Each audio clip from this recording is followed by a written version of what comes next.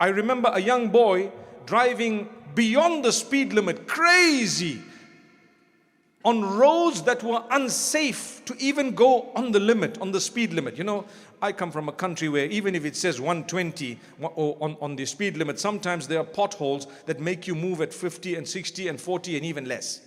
So if you're going to cruise at 120, 130, it's dangerous.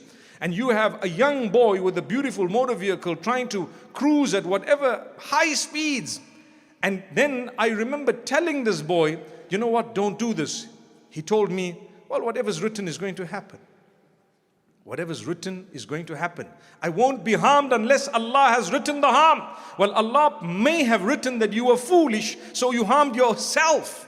It doesn't mean that because Allah has written it, that you need to now become careless and lose yourself. Didn't Allah give you the brain? Didn't He give you safety rules and regulations that people reminded you of? Didn't He give you the ability to distinguish between what was safe and not? You have to work towards what you believe is going to protect you.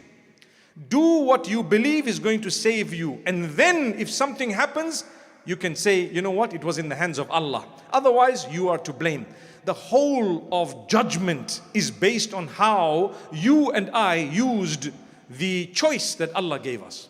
On the day of judgment, what is Allah going to ask you? Do you know? He's only going to ask you about how you used the choice He gave you when He gave it to you. If He did not give you a choice, there's no question asked. If suddenly the roof dropped and the earth opened and people died and something happened, Allah's not going to ask you, why did you die? Because you had no role to play. You were not given a choice. But when you have a choice and you committed suicide, you're going to be asked, why did you do that?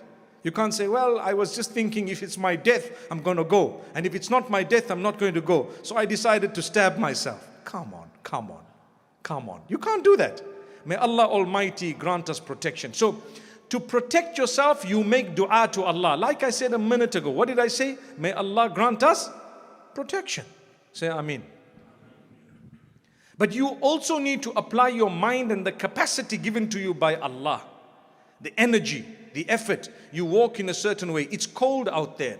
If I'm not wearing a jacket and I know I've got 1 mile to walk and I have a jacket and I leave it, who is to blame if you were to get ill and sick? It's you. You should have covered yourself a little. If you know it's a short distance, I'm just jumping into the vehicle, it's a different thing. Notice how I'm covering myself because I didn't wear anything today. I jumped from the vehicle, came straight into the building. But there was a reason.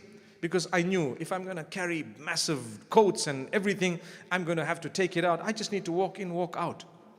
But if I were to walk a whole mile, I would have brought something so warm with me because Allah's given me the capacity and the energy and the ability. I can't blame Allah then to say, well, it's okay if I'm meant to be sick, I'll be sick. Can you say that? Some people do say these things. Well, if I'm meant to, then it will happen. No, no, no, no. If Allah gave you the capacity, He expects you to use that capacity. If Allah gave you the ability, He expects you to use that ability. That's what He's going to ask you about on the day of judgment. So we make dua, oh Allah, protect me. But with that, don't put yourself into a situation where you know you're going to be harmed.